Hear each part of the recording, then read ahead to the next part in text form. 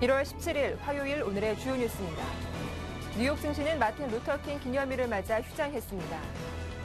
유럽 증시는 신용등급 강등 여파로 하락 출발했지만 장중 프랑스 국채 발행이 성공적으로 마무리됐다는 소식에 상승 마감했습니다. 프랑스 지수는 0.89% 올랐고 독일 지수는 1.25% 이상 강세로 마감했습니다.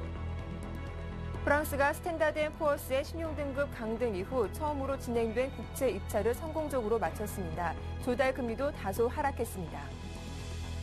국제신용평가사 스탠다드 앤 푸어스는 유럽 재정안정기금의 신용등급을 AAA에서 AA 플러스로 강등했습니다. 스탠다드 앤 푸어스의 이번 신용등급 하향 조정으로 EFSF의 자본 조달 계획에 차질을 빚을 수 있다는 우려가 제기되고 있습니다.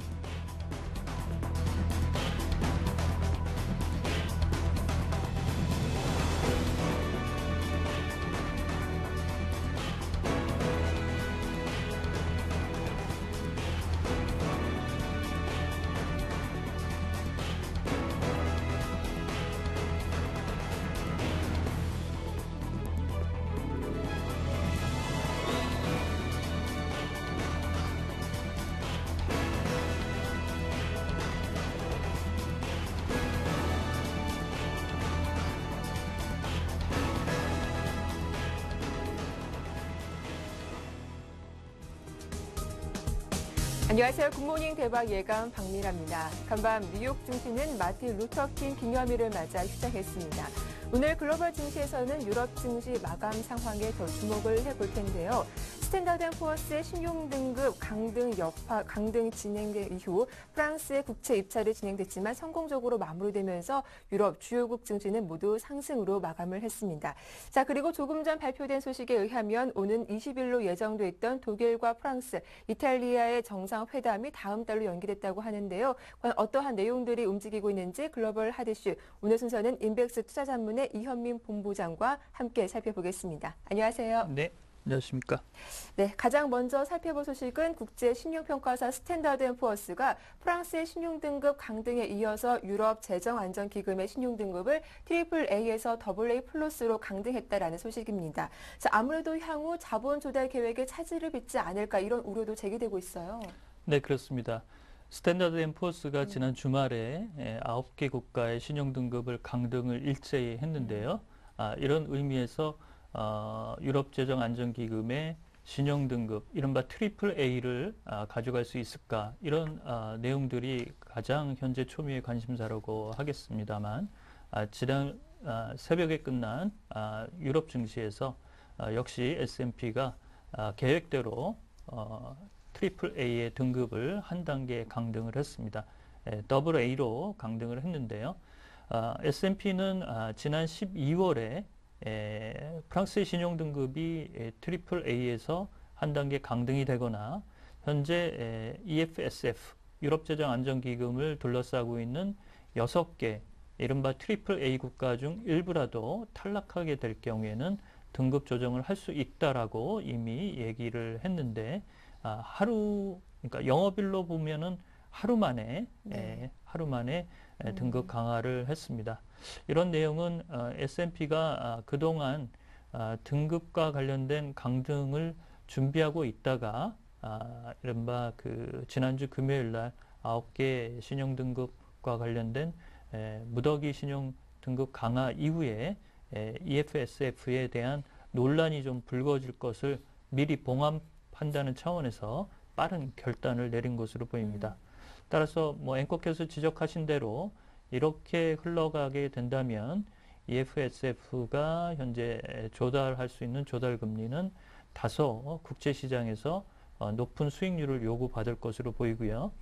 겉으로는 프랑스나 현재 이태리 여러 국가들이 크게 불안을 느낄 정도는 아니다라고 애써 좀 태연하게 얘기를 좀 하고 있지만 실제적으로는 2월과 3월에 다가올 이런 후폭풍과 관련된 내용들이 잘 진행이 될 것인가, 이런 쪽에 현재 긴장이 좀 높아간다라고 볼 수가 있겠습니다. 네, 아무래도 스탠다드 앤 푸어스가 이 프랑스의 신용등급이 강등됐기 때문에 EFSF의 신용등급도 내릴 수밖에 없었다라고 말하기도 했는데 그 강등 배경에 대해서 좀 구체적으로 들어볼게요. 네, 앞서도 좀 네. 잠깐 말씀을 드렸는데요. 그 6개국의 그 이른바 기금으로 운영되고 있는 EFSF는 지난주에도 약 30억 유로의 국채 시장에서의 국채 조달을 했습니다. 이때 그 10년 만기 국채 수익률은 한 3% 정도 수준을 유지를 했는데요.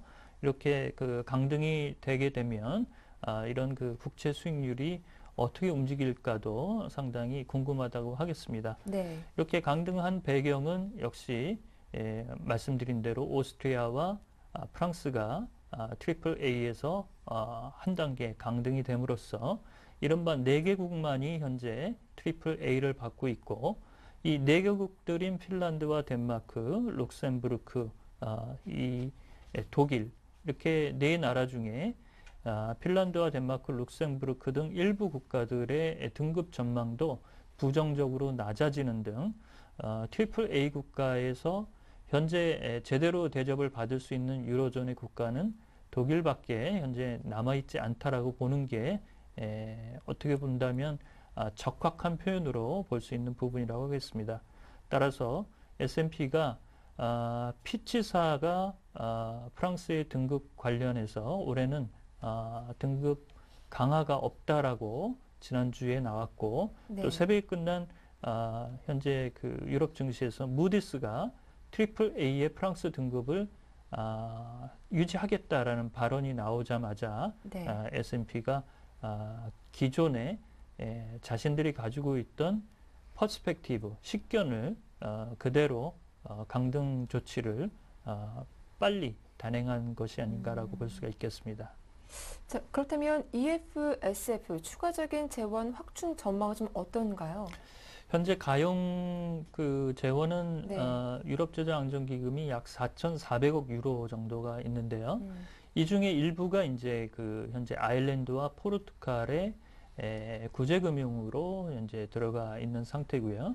따라서 현재 남은 금액은 약 2,500억 유로 전후로 얘기가 되고 있는데 현재 독일이 추가적인 재원과 관련된 부분에서는 의회의 승인을 받아야 된다. 이런 내용들을 좀 내고 있어서 추가적으로 재원 확충과 관련된 이른바 6개국이 다시 한번 회합을 가져야 되는 그런 숙제를 좀 안고 있다라고 볼 수가 있겠습니다. 예, 앞서도 조금 언급을 해주셨지만 이 무디스가 프랑스의 신용 등급을 트리플 A로 유지하겠다라고 밝히기도 했습니다. 자, 이렇게 3개 신용평가사들의 등급 전망 좀 나오긴 했지만 왜 이렇게 다른 것인지 그 이유도 좀 궁금하고요. 먼저 무디스가 이렇게 신용 등급을 유지하게 된 배경도 한번 들어볼게요. 네, 3개 신용평가사의 그 신용 등급과 관련된 프랑스의 그 내용들은 다 네. 거쳤다고 볼 수가 있겠습니다. 피치사는 일단 올해 내에는 내리지 않겠다라고 공언을 했고요. 무디스는 조건부로 달았습니다. 오늘 트리플 A 등급을 유지하지만 3개월 내에 등급 전망을 재평가할 수 있다라고 해서 안심할 수는 없는 부분이고요. S&P는 한 단계 강화를 했지만 추가적으로 한 단계 더 강화할 수 있다는 여지를 남겨두고 있어서 프랑스가 아직까지는 이런 위험에서 쉽게 벗어나지는 못한다라고 볼 수가 있겠습니다. 그 앵커께서 질문하신 대로 이렇게 그 신용평가사들의 등급이 조금씩 다른 것은 신용평가사가 가지고 있는 각자 고유의 이른바 채점 기법에 따른 이유일 수도 있는데요. 네. 이런 그 고유의 그 항목들, 그 다음에 이제 항목마다 이제 가중치를 두거나 아니면 이제 항목 중에서도 각 신평사마다 중요하다고 이제 그 생각되는 점수 차가 일부 나게 됩니다. 그래서 대부분 보면 S&P가 조금 더 강한 톤으로 좀 그 평가를 하는 부분이고요. 네. 피치사가 조금 좀 이보다는 좀 모더레이트, 그러니까 완만한 그런 흐름을 가지고 있다라고 볼 수가 있겠습니다. 네, 이야기 잘 들어봤고요. 이어서 프랑스는 그렇다면 신용등급 강등 여파는 없는 것인지 그 부분도 좀 궁금한데요. 그 네. 아무래도 그 사르코지 그 재선을 앞두고 있는 사르코지 입장에서는 네. 지금 현재로서는 특별히 코멘트를 달지 않았습니다.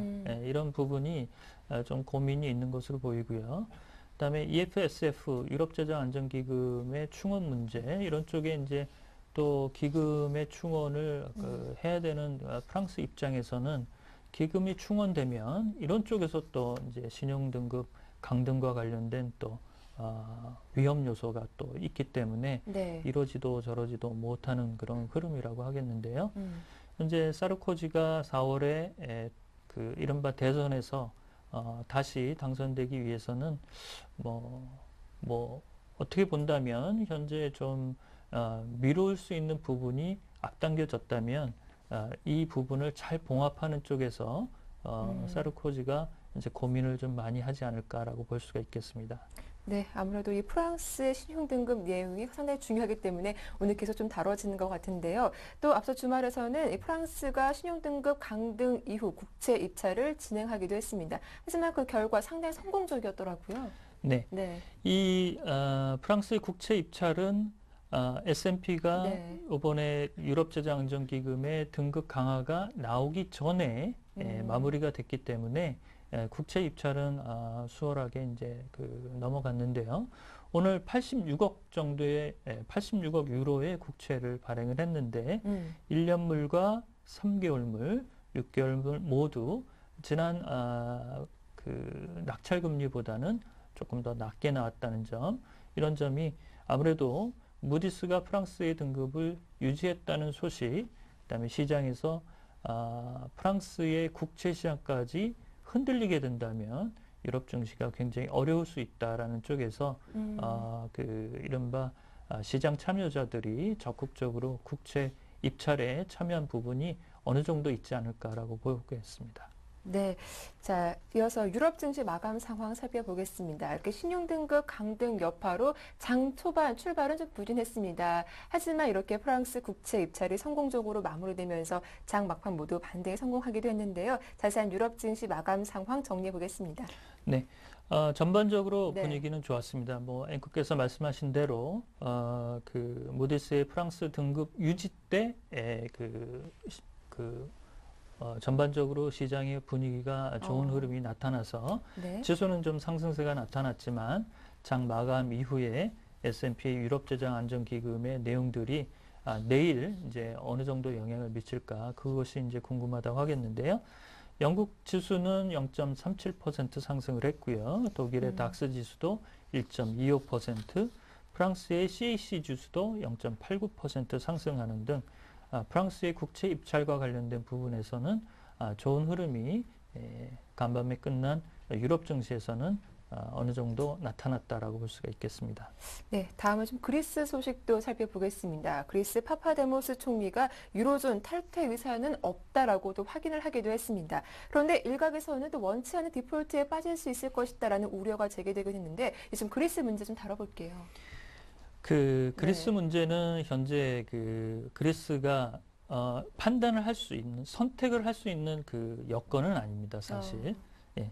그리스 쪽에서는 일단 네. 그 우제금융을 받아야 연명할 수 있는 부분이기 때문에 네. 그리스 입장에서는 그리스 총리가 오늘 한 경제 TV와 인터뷰를 통해서 현재의 유로존 유로화를 포기하지 않고 유로존에 남겠다라고 이제 재차 다시 확인을 했는데요. 네. 이런 내용들은 역시 이제 구제금융과 관련해서 구제금융을 적극적으로 수혜를 받아야 되는 현재 그리스 입장이 노정된 것으로 보입니다.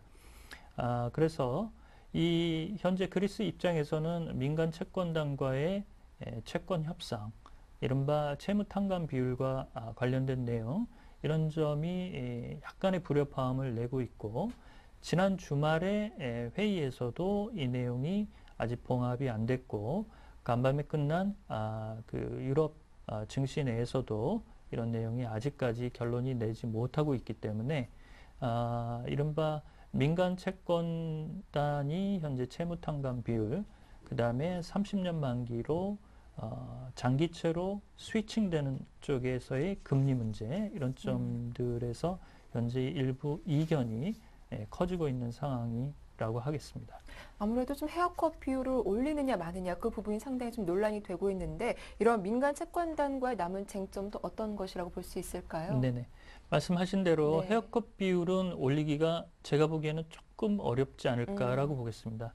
워낙 21%에서 50%로 tan감 비율이 올라갔을 때 그때 이제 50% 정도에서 봉합이 될 것으로 보이는데 이른바 그리스 재정 부채 문제가 예상보다 커지게 되면 악화되면서 추가적으로 현재 민간 금융기관의 채무 tan감 비율을 통해서 이런 부분을 좀 조정하려는 그 속내를 현재 독일과 IMF가 내고 있는데요. 이런 부분에 반발이 심하고 일부 이제 그 헤지 펀드들은 이런 그 민간 채권단과 그리스의 협상에 참여하지 않는 등 보이콧 문제도 현재 나오고 있어서 추가적으로 금리 문제, 30년 만기 그 이른바 장기채로 이른바 교환해주는 그런 부분에서 민간 채권단들은 최소한 5% 이상의 금리를 현재 요구를 하고 있지만 독일과 IMF는 4% 이상은 좀 어렵다라는 부분이 현재 쟁점이라고 보겠습니다. 네. 자, 이어서 뉴욕 증시는 오늘 휴장을 하고 이제 내일부터 본격적으로 또 다시 장이 열릴 텐데요. 자, 어떤 일정들이 남아 있는지 한번 꼼꼼하게 정리해 보겠습니다. 네. 아무래도 이제 실적 시즌과 관련된 부분이니까요. 금융주와 그다음에 IT주의 내용들이 가장 관심이라고 하겠는데요. 뱅크 오브 아메리카의 4분기 실적 이런 점이 이제 관심이라고 하겠는데요. 예상치는 주당 EPS가 21센트 정도 나올 것으로 현재 예상을 하고 있는데 현재 시장의 예상치는 24센트 정도는 올라와야 되지 않느냐라는 게 중론이고 지난주 실적을 발표했던 JP 모건도 주당 EPS는 90센트로 시장의 평균치를 맞추긴 했지만 실적과 관련된 순이익은 좀 하락세라는 등 하락세가 나타난다는 등 이런 점에서 은행주의 실적과 관련된 분위기는 아직까지는 미국 증시를 이렇게 끌어올릴 만한 강력한 기제는 좀 못 된다고 하겠고요. 다만 인텔이나 구글 등 IT주들의 움직임은 예상치 정도 수준이나 예상치를 웃돌 수 있다는 기대감이 좀 있어서 보완적인 쪽에서 IT 기업들의 그 4분기 실적에 조금 더 초점이 주 후반 이후에는 맞춰지지 않을까라고 볼 수가 있겠습니다. 네, 실적 내용 전망을 한번 들어봤고요. 그렇다면 또 어떤 지표들이 또 주목을 해봐야 할지 그 부분도 들려주시죠. 네, 내일 나올 미국의 지표로는 1월 뉴욕주 엠파이어 스테이트업 제조업 지수가 있는데요. 12월은 9.53을 기록을 했는데 현재 예상은 10.5 정도로 조금 더 올라올 수 있는 부분이라고 하겠고요. 내일 이제 골드만삭스와 이베이가 실적을 발표합니다. 그래서 이 두 기업에 대한 시장의 관심이 꽤 높을 것으로 보이는데요. 실적 시즌의 중심으로 들어간 뉴욕 증시가 이런 유럽 증시의 이른바 신용등급 타격의 이런 부분을 어느 정도 훌훌 털어낼 수 있을지 이런 내용도 재미있는 관전 포인트가 아닌가라고 보겠습니다. 예, 말씀 잘 들었습니다. 지금까지 인백스 투자전문의 이현민 본부장과 함께했습니다. 도움 말씀 감사합니다.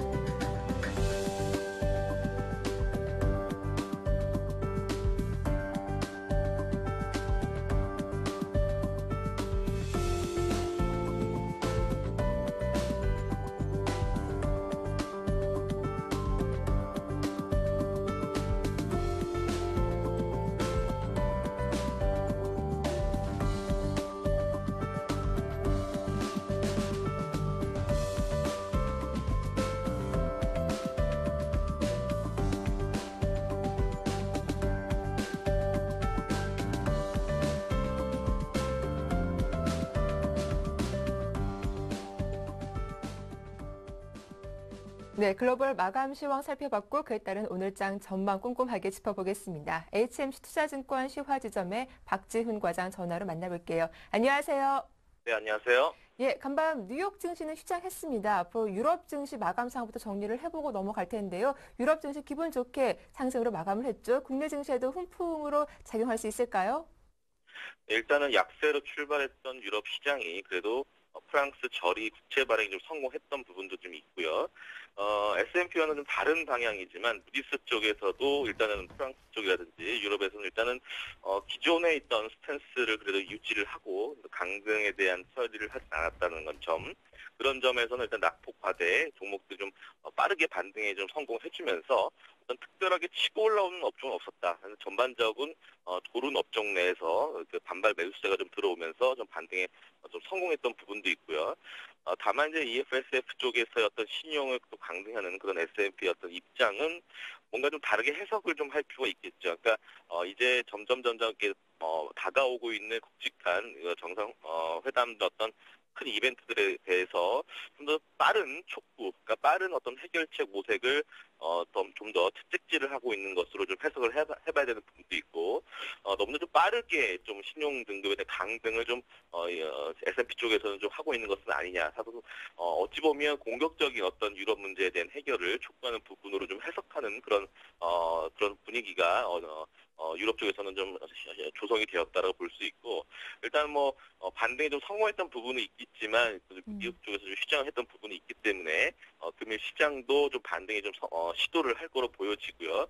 다만 이제 국내 야간 선물 쪽에서는 다소 조금 진행 속도가 좀 더디죠. 그러니까 어제 반등이 좀 성공하는 움직임이 있었지만 상당히 좀 제한적인 흐름이었기 때문에 역시 선물 쪽에서 먼저 우리가 한번 시장을 견뎌봐야 되겠지만 다소 좀 눈치 보는 그런 흐름도 있었다. 과연 오늘 그러면 반등에 성공하는 부분이 있었을 경우 어떤 또 섹터가 될지는 잠시 또 말씀드리도록 하겠습니다. 네, 어제 아무래도 국내 증시는 유럽 국가들의 신용등급 강등 여파로 또 약세를 보였습니다. 네, 그럼에도 코스피 지수는 120일 이동 평균선 좀 지지하면서 마감한 것이 좀 그래도 의미가 있지 않았나 싶은데 오늘장 좀 전략 구체적으로 살펴봐 주시죠. 예, 가장 이제 중요한 것이 이제 어제 흐름에서 나왔듯이요. 네. 현물에서의 움직임은 상당히 더뎠다. 그러니까 외국인이든 기관이든 어떤 특별하게 어떤 하나의 방향을 잡고 베팅하는 것은 아니다. 그렇다면 외국인이든 기관이든 상당히 어찌 보면 파생 시장 쪽에서 상당히 어찌 보면 외국인들 입장에서는 국내 시장이 현금 지급기와 같은 역할을 하고 있는 거죠. 그러니까 상당히 파생시장 논리에 현물이 따라가는 그런 흐름도 있겠죠. 그래서 어제 신용등 강등 우려로 다소 좀 밑에서 출발할 거로 예상을 했지만 오후에 빠르게 회복되는 흐름이 상당히 더디게 나타났다는 점이라서 다소 그 영향은 제한적이라고 해석을 할 수 있겠지만 우리 이제 투자자 입장에서는 지금 상당히 중요한 변곡점에 나와 있다는 건 다 알고 제가 이 방송을 통해서 말씀드렸던 것처럼 모든 이평선들이 지금 다 수렴해 있다고 하는 거죠. 그러니까 5일선이든 60일선이든 120일선이든 그러니까 작년 가을에 투자했던 분들, 그러니까 늦여름과 가을에 투자했던 분이라든지 지금 투자하신 분들이 실제로 지수 때는 똑같다라는 점에서 상당히 어찌 보면 방향성을 갈 수 있는 중요한 자리인데 지금 섹터 흐름들 보면요. 삼성전자가 물론 반등에 조금 시도를 하려고 하지만 다시 또 어제 또 음봉 맞으면서 다시 한번 또 횡보 어떤 그런 기대감이 있었고 또 수급을 또 빠르게 개선되지 않고 있다는 점. 그러니까 단기 이익 실현하려는 물량은 상당히 아직까지도 좀 압박을 하고 있다는 점이고 그래서 다른 쪽 비사이드 쪽에서의 어떤 IT 쪽의 순환매가 빠르게 돌고 있는 거예요. 그래서 섹터의 어떤 기준이 또 모호해졌어요. IT 쪽에서. 그런 와중에 다소 섹터의 공백기가 있는 상태에서 지금 빠르게 올라오고 있는 것들이 조선주를 비롯한 소위 말해서 수주 모멘텀이 강하게 좀 가미되고 있는 섹터에서 상당히 거래 양도 좀 싣고 있고요. 기관이든 외국이든 메이저급 수급이 들어오고 있다는 점이에요. 그래서 일단 지금 현재 시장에서는 단기 낙폭과의 종목을 좀 잡는 게 맞을 거로 보여지고 오늘 근데 중요한 것들이 일단 외국인들에 대한 그 선물 포지션들이 어제와 동일한 패턴으로 만약에 복사판으로 나온다면 그냥 반등에 아침 전강 후약이 될 가능성이 크다라는 거죠. 그래서 일단 가장 중요한 건 오늘 일단은 반등의 시도는 하되 그러니까 신규로 따라가서 추격 매수하는 것은 자제할 필요가 있다 해서 팔짱을 끼면서 좀 시장을 좀 천천히 관찰하는 그런 시기가 맞다라고 볼 수 있고 그럼 섹터는 일단은 기존에 치고 갔던 삼성전자를 필두로 한 IT 섹터는 이번 주 까지는 좀 쉴 수 있다. 그렇다면 좀 수준 모멘텀이 강하게 들어와 있고 수급이 좀 개선되고 있는 바닥권에서 횡보하고 있다가 지금 양봉 내는 그런 종목들이 다시 좀 머니플로어들이 쏠릴 수가 있습니다. 그런 쪽에서는 이번 주에 우리가 투자를 포인트를 잡을 필요가 있고 그렇다면 역시 조선주를 저는 가장 탑픽으로 보고 있고요. 물론 어제는 다소 좀 조정이 있었지만 그래도 같은 맥락이었던 건설 섹터, 그다음에 철강 섹터가 상당히 괜찮을 거로 보여져요. 그래서 포스코 동국제강만 보지 마시고 최근에 중소형 철강사들 상당히 수급이 들어오고 있는 점들을 우리가 목격을 할 수가 있어요. 예를 들어서 세아제강 같은 이런 종목들 같은 경우도 그런 포인트로 잡으실 필요가 있고 삼성중공업이 너무 비싸고 부담스럽다. 그렇다면 역시 본행제 쪽에서 하고 있는 중소형주 한국카본으로 대체제 마련으로 우리가 또 투자할 수 있는 포인트 잡을 수 있고요. 그러니까 섹터는 그런 쪽에서 우리가 종목을 끄집어낼 수가 있고 그다음에 코스닥 쪽에서는 다소 좀 거래소 지금 시장이 아까 제가 횡보하고 있다가 방향성이 정해지면 대형주냐 코스닥에서는 반드시 전자가 먼저 치고 갑니다. 그러니까 대형주들이 먼저 치고 가는데 과연 그렇다면 IT겠느냐? 일단 아니라는 거죠. 일단 가장 중요한 건 지금 현재 흐름이 양호하게 돌고 있는 산업재 섹터에서 먼저 치고 갈 확률이 크고 그다음에 전기 전자는 그 이후에 다시 후행하는 그런 모습이 나타날 가능성이 크다라는 점이고 네. 그다음에 코스닥 시장에서 그렇다면 끝난 것이냐? 그건 아니라는 거죠. 일단 상당히 심했던 코스닥 후풍이 이런 테마주가 상당히 수그러들 가능성이 있다. 그렇다면 이제 어닝 시즌이 계속 도래하다 보니까 실적이 이번에 EPS가 상향되는 그런 종목군에서 코스닥은 선별할 필요가 있다는 겁니다. 자, 그래서 정리를 하면 지금 애널리스트도 그렇습니다. 그러니까 계속적으로 유럽 국채 발행에 대한 스케줄을 계속 지금 장중 메신저로는 계속 돌고 있는데 과거에 이런 적 한 번도 없습니다. 최근에서야 몇 월 며칠 날 어느 나라가 국채 발행을 하고 이런 것들을 디테일하게 쓰고 있는 것이 최근 일입니다. 그래서 상당히 지금 예민하고 있는 것들은 유럽 쪽 리스크지만 그래도 치고 올라오고 상당히 경제 지표가 호전되고 있는 미국 쪽 잘 볼 필요가 있고 그다음에 아직은 아니지만 빠르게 지준율 쪽에서 좀 환 정책이라든지 통화 정책을 할 만한 그런 중국 모멘텀들이 가미될 가능성이 일부에 크다. 그래서 안 좋은 것보다는 좋은 쪽으로 저는 이제 윗방향으로 방향은 좀 예상은 하고 있지만 지금 시점에서 신규 투자하는 것은 조금 빠르지 않겠냐라는 관점을 말씀드려보겠습니다. 예, 말씀 잘 들었습니다. 지금까지 HMC 투자증권 시화지점의 박지훈 과장과 함께했습니다. 고맙습니다. 예, 감사합니다. 잠시 후 이슈가 이어집니다.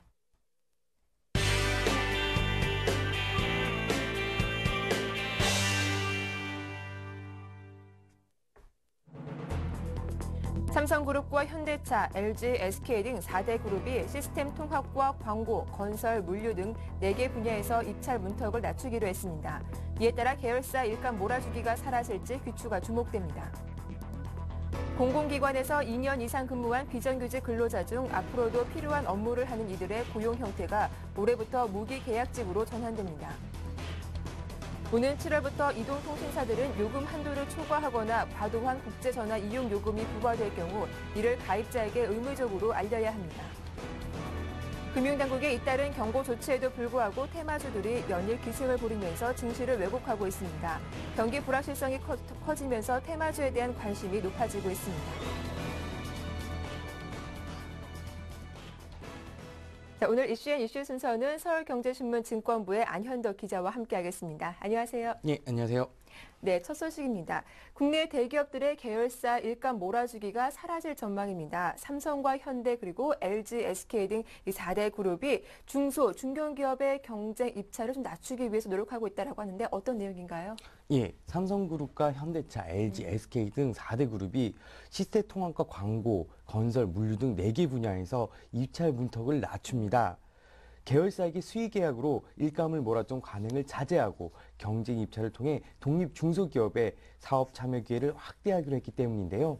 다만 정부 고위 관료와 만난 이후 이런 방안을 내놓기로 해 모양새가 영 좋지 않다는 평가가 흐르고 있습니다. 공정거래위원회에 따르면 김순택 삼성 부회장과 김용환 현대차 부회장, 강유식 LG 부회장, 김영태 SK 대표이사 사장 등은 16일 은행회관에서 김동수 공정거래위원장과 간담회를 갖고 이 같은 내용의 자율적인 공생발전 계획을 전달했습니다. 4대 그룹은 전사적 자원관리를 제외한 SI와 이벤트 홍보물 제작 등의 광고, 제품 공장 연구시설 등을 제외한 건설 분야에서 경쟁 입찰 방식을 도입하겠다고 약속했는데요. 계열사 간 거래 투명성 제고를 위해 사내의 내부 거래위원회는 설치도 늘릴 예정입니다. 이번 합의는 대기업들의 일감 몰아주기와 관련 공정위가 강도 높은 조사를 벌이자 재계가 자구책을 짜낸 것으로 풀이되는데요. 공정위 실태조사 결과에 따르면 대기업 광고와 물류, SI 계열사들의 계열사 간 수의계약 비율은 88%로 전체 매출의 71%가 내부 거래에 의해 발생했습니다. 다만 공정위는 이번 4대 그룹 공생발전 계획과 공정위가 진행 중인 일감 몰아주기 조사는 별개의 상황이라고 선을 긋고 있는데요. 자유혈압이 제대로 이행되지 않을 경우 규제의 끈을 다시 죄일 것임을 시사했습니다.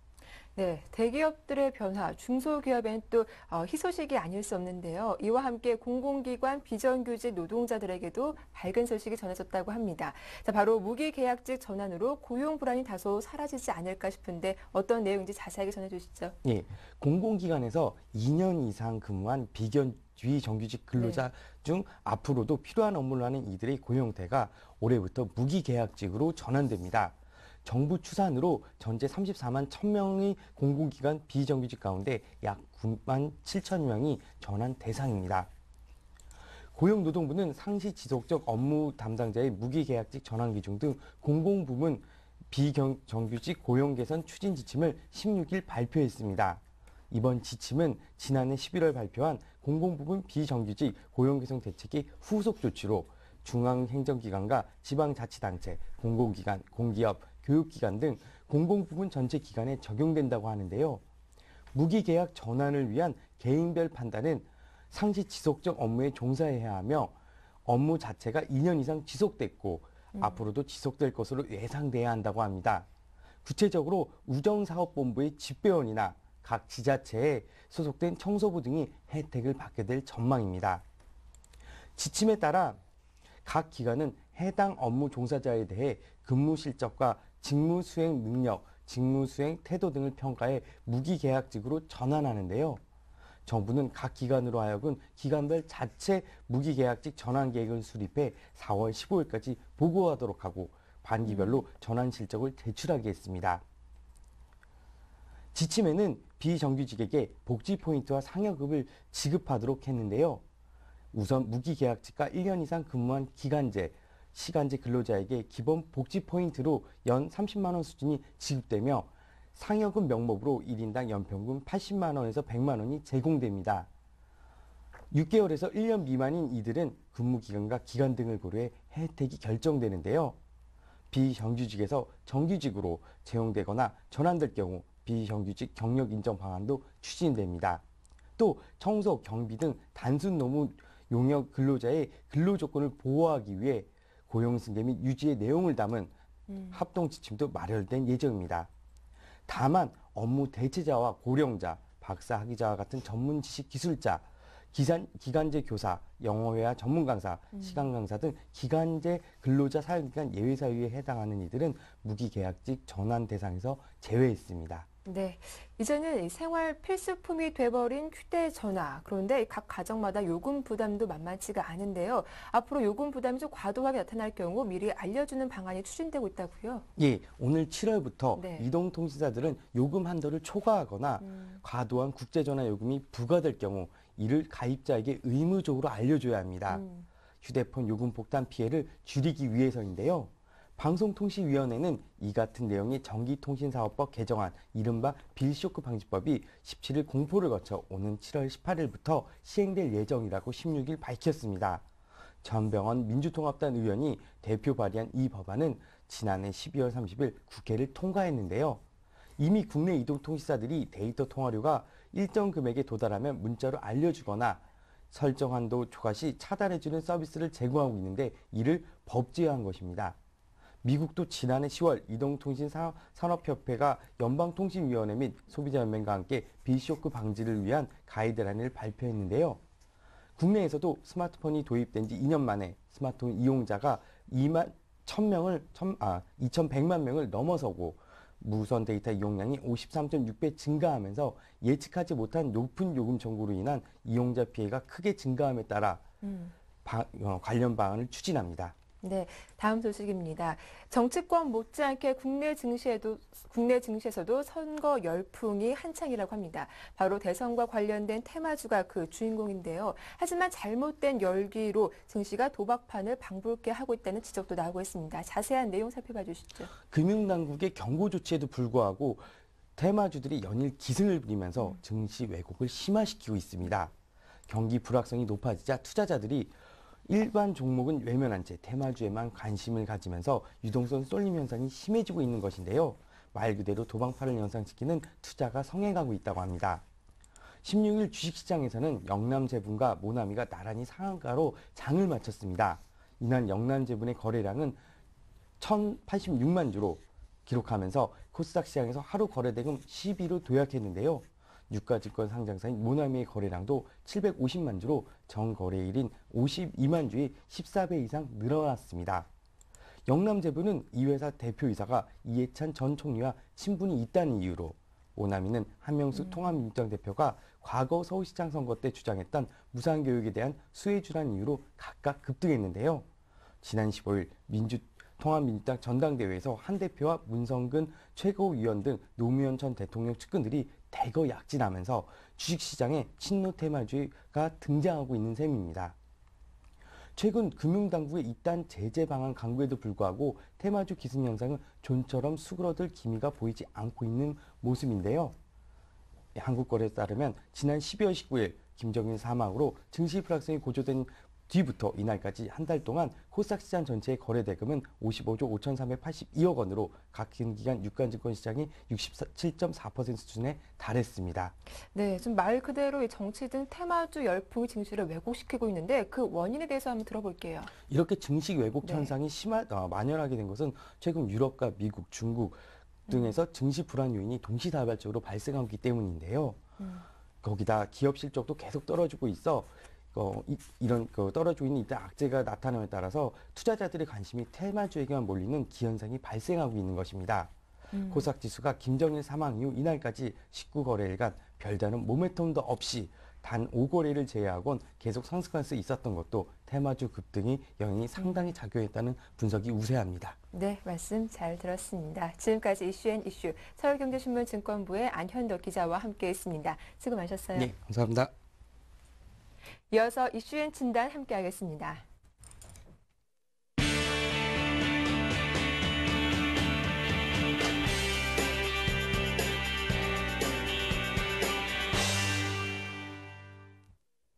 자, 오늘장 전략 세워보는 이슈앤진단 순서입니다. 오늘 순서는 하나대투증권 목동중앙지점의 임진순 대리와 함께하겠습니다. 안녕하세요. 예, 안녕하십니까? 예, 먼저 어제 시장 정리를부터 해보겠습니다. 어제 유럽 신용등급 강등 여파로 국내 증시 역시 약세를 면치 못했는데요. 어제 장 정리 부탁드릴게요. 예, 말씀하신 대로 코스피, 유로존 신용등급 강등 여파로 주요 아시아 증시와 함께 동반 마감했는데요. 일단 외국인의 선물 매도로 1,800억 이상의 프로그램 매물이 출회됐고요. 다행히 현물에서는 5일째 매수를 이어가면서 비교적 선방한 모습이었습니다. S&P의 유로존 9개 국가 신용등급 강등, 특히 프랑스의 등급 하락 가능성은 이미 여러 차례 경고되었던 만큼 부정적인 영향은 많이 제한된 것으로 보여지고요. 또한 그동안 불확실성 제거의 측면에서 역시 증시에 미치는 충격은 걱정했던 것만큼 그렇게 크지는 않았다고 볼 수가 있습니다. 대부분의 업종이 하락한 가운데 시가총액 상위 종목 중에는 LG화학, 하이닉스, LG, 호남석유, 삼성중공업 등이 상승하는 모습을 보였습니다. 네, 이렇게 어제 시장 정리 좀 간단하게 들어봤습니다. 이제 어제 특징 보였던 이슈들 한번 정리를 해볼 텐데요. 어제 유독 좀 화학주가 강했던 모습이었습니다. 예. 전일장 이슈들 정리해 주시죠. 예, 일단 전일 특징 현상부터 좀 분석을 해보면요. 네. 형님보다 강한 동생들이라고 타이틀 잡아봤는데요. 1등주보다는 이 3등주가 조금 더 강한 모습을 좀 보였죠. 종목별로 볼 때는 하이닉스가 삼성전자보다 지금 훨씬 더 좋은 모습 보이고 있고요. 1월 들어서 기관과 외국인 수급이 상당히 개선되고 있는 모습이고요. SKT보다 LG U+가 강한 모습, 역시 LT 기대감 계속 반영되고 있고요.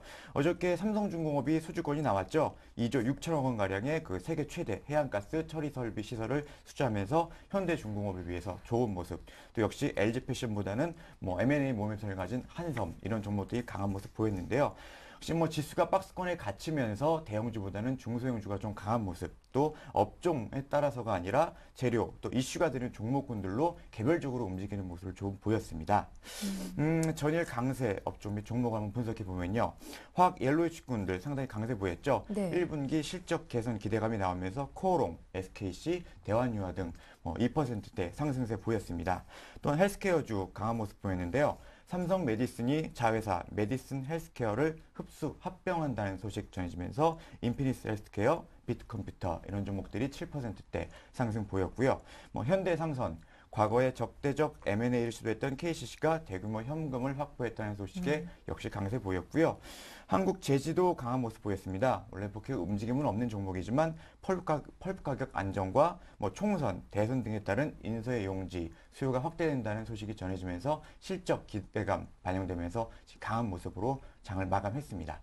네, 어제장 좀 정리를 해보면 형님보다 동생이 강했다라고 하셨는데요. 예. 오늘도 그 흐름이 이어질 수 있을지 오늘장 전략 세워봐 주시죠. 예. 일단 불확실한 대외 변수들이 계속 산적해 있습니다. 네. 그러면서 지금 프로그램 외국인의 선물 매매 동향에 따라 프로그램의 영향력이 확대되고 있는 상황이기 때문에 대형주보다는 역시 중소형주의 접근이 더욱 유효하다고 생각이 되고 있고요. 현재로서는 지수의 박스권 크게 봤을 때는 1800에서 1900이 계속해서 유지되고 있고 어제 나왔던 이슈로 이 박스권이 훼손될 것 같지는 않다는 예상을 하고 있습니다. 그렇지만 산적한 대외 변수를 감안할 때는 역시 보수적 방어적인 접근이 유효하다 이렇게 생각하고 있고요. 2월부터 4월까지 이탈리아, 스페인의 주요 국채 만기가 상당히 집중되어 있습니다. 그 기간 동안에 올해 전체 물량의 36에서 40% 가까이 되는 어떤 그런 규모인데요. 그런 어떤 이슈가 있기 때문에 이달 23일 재무장관회의 또 월말에 있을 30일 이후 정상회의 이런 정책적 공조는 더욱 중요해질 전망이 예상이 되고 있습니다. 네. 업종 저희가 접근할 수 있는 전략을 좀 봤을 때는요. 24일에서 25일 미국의 FOMC가 열리는데요. 이 이후 주요 기업들의 실적 발표가 이어집니다. 주 실적 시즌이 돌입되기 때문에 실적 호전세가 예상되는 IT라든지 자동차, 또 춘절 이후 지준율 인하가 예상되는 중국 소비 관련주, 아모레퍼시픽이나 코스맥스, 또 호텔 신라 이런 종목군들, 또 최근 들어서 기관 외국인의 어떤 수급이 안정적으로 들어오는 업종 종목군들로 좀 압축해서 대응하는 점이 좀 좋을 것이라고 판단되고 있습니다. 네, 월말 빅 이벤트를 앞두고 다소 좀 보수적, 방어적인 대응 전략이 필요하겠다라는 의견을 주셨습니다. 자, 그렇다면 오늘 좀 눈여겨볼 만한 업종 내지 테마가 있다면 어떤 것들이 있는지 좀 소개해 주시죠. 예. 일단 네. IT, 자동차, 중국 관련 얘기는 시장에서 상당히 좀 많이 나오고 있는데요. 예, 저는 한번 중기적으로 증권 업종을 좀 접근해 봤습니다. 종목으로는 삼성증권, 우리투자증권을 좀 제시해 봤는데요. 일단 아까 금일 전략에서 수급 부분을 좀 말씀드렸는데 최근에 1월 3일부터 10거래를 연속해서 외국인이 증권업에 대해서 계속 매수가 지속되고 있습니다. 그동안 증권업종 상당히 좋지 않았죠. 이슈를 보자면 그동안 증권업을 짓눌렸던 부분들, 시종 자금의 부동화, 저금리라든지 위험자산에 대한 투자 위험이 커지면서 많이 자금의 부동화 현상이 나타났고요. 변동성 증가에 따라서 투자 심리가 상당히 위축이 됐죠. 12월 평균 거래량을 보면은 8조 원 안팎이었고요. 전월 대비해서 1.8% 감소한 수치이고요. 또 회전율도 4.9%포인트 하락한 172%로 증권사들의 실적에 상당히 악영향을 주었습니다. 또 정부 규제도 있었는데요. 예탁금 이용료 인상이라든지 자문형 랩 수수료, 합리적 부과 방안 이런 것들이 작용하면서 증권업종이 상당히 눌려 있었는데요. 한 세 가지 정도에서 매수 포인트를 잡아볼 수 있을 것 같습니다. 기존 2011년 이전까지와는 다른 2012년의 증권업의 화두는 역시 성장이라고 볼 수가 있는데요. 일단 작년 12월 일제히 운용을 개시한 한국형 헤지펀드 및 관련 산업의 성장 기대감입니다. 헤지펀드 1조 원 가정 시 증권사별로 50억에서 100원, 총 300억 원의 수입이 예상되고 있고요. 브로커리지에서 자산 관리로 초점이 많이 전환이 되고 있습니다. 변동성이 강한 어떤 브로커리지 분야보다는 꾸준한 수익 창출이 가능한 자산 관리 쪽으로 초점이 좀 맞춰지고 있는 상황이고요. 해외 쪽이 새로운 신성장 동력으로 좀 나타나고 있는데요. 삼성증권, 대우증권, 미래에셋증권 이런 회사들 단기간의 성과가 아닌 장기적인 성장 동력의 측면에서 홍콩 등 해외로의 진출을 가속화하고 있는 상황입니다. 물론 이런 부분들이 단기간의 성과는 아니겠지만 지금과는 다른 어떤 패러다임으로 증권업종을 접근할 수 있는 방안이 된다는 점에서 말씀을 좀 드려봤고요. 밸류에이션상으로도 현저한 저평가 구간입니다. 2012년 기준으로 봤을 때 PBR, 우리투자증권 같은 경우는 0.8배, 대우증권 0.99배, 현대 0.68배 등 채 한 배가 되지 않는 수준이고요. 일단 3월 결산 범위로서 배당을 또 기대해 볼 수가 있죠. 3월까지 수급 측면에서 그래서 우호적일 확률이 좀 높다고 보고 있고요. 대신증권 같은 경우는 전통적인 배당주의죠. 4.5%, 대우증권 2.6, 미래에셋 2.5% 배당 수익률 예상하고 있습니다. 업종별로는 말씀드렸고요. 종목으로는 우리 삼성증권, 우리투자증권을 좀 제시해 드릴 수 있는데요. 일단 삼성증권 같은 경우에는 8만 명 이상의 거액 자산 가구액을 확보하면서 자산관리 시장에서 독보적인 경쟁력을 확보한 회사 이렇게 볼 수가 있고요. 우리투자증권 같은 경우에는 헤지펀드 운용사들의 프라임 브로커리지 서비스 증권사로 가장 많이 선정되었죠. 이로써 리테일 대체풀이 가장 넓고요. 실적 개선 기대해 볼 수 있고 역시 밸류에이션 매력을 보유하고 있습니다. 최근에 증권주들 상당히 좀 올랐는데요. 일단 유럽발 리스크가 있기 때문에 어떤 금융주들 많이 흔들릴 수가 있습니다. 네. 이럴 때마다 주가가 빠질 때마다 매수해서 좀 중기적인 관점에서 접근해 보는 것이 상당히 괜찮다 이렇게 말씀을 드리고 싶습니다. 네, 신용등급 강등 우려가 연이 좀 나오고 있습니다. 그럼에도 불구하고 증권주는 좀 괜찮다라고 하셨는데 그때마다 저가 매수해야 된다고요? 예. 어저께도 상당히 장 초반에 걱정을 많이 했습니다. 네. 은행주라든지 증권주들. 하지만 장이 회복을 하면서 같이 힘있게 좀 따라 올라오는 모습이었고, 증권주 중에서는 상승한 종목도 있었고요. 그래서 어떤 유럽발 이슈에 따른 어떤 금융주의 하락, 이런 네. 것들이 공식처럼 생각하시기보다는 최근 아까 초반에 말씀드린 대로 외국인의 수급이 이어지고 있기 때문에 수급 개선, 또 3월 배당, 여러 가지 또 패러다임의 변화 이런 측면에서 중기적으로 또 빠질 때마다 매수하는 전략을 가지신다면 충분히 수익을 내고 나올 수 있지 않나 생각을 하고 있습니다. 네, 증권주에 대한 중기적인 전망 전략까지 잘 들어봤습니다. 지금까지 하나대투증권 목동중앙지점의 임진순 대리와 함께했습니다. 수고 많으셨어요. 네, 감사합니다.